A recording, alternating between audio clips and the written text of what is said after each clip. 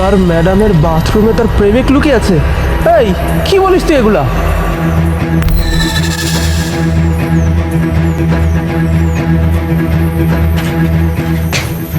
এই কি ব্যাপার? কোথায় যাচ্ছ? আরে বাবা, আমি বাইরে থেকে আসলাম, ওয়াশরুমে যাচ্ছি ফ্রেশ হতে।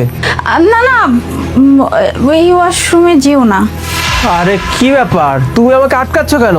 ওয়াশরুমে যাবো, আমি বাইরে থেকে আসলাম, ফ্রেশ হতে হবে না?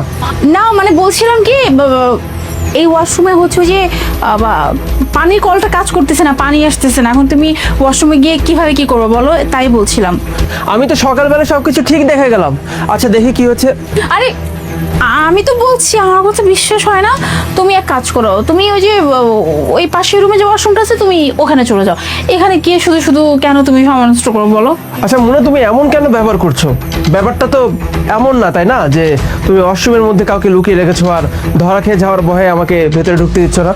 কি বলতেছো সাজি, তুমি কি পাগল হয়ে গেছো? ওয়াশরুমে কে থাকবে, আমি কাকে লুকিয়ে রাখবো? আর কি সব কথা বললে এগুলা? আচ্ছা যদি ওয়াশরুমের মধ্যে কাউকে লুকিয়ে নাই রাখো, তাহলে আমার ওয়াশরুমে আমাকে যেতে কেন দিচ্ছ না? পানি নেই, কোনো প্রবলেম নেই, আমি গিয়ে দেখি কি হয়েছে।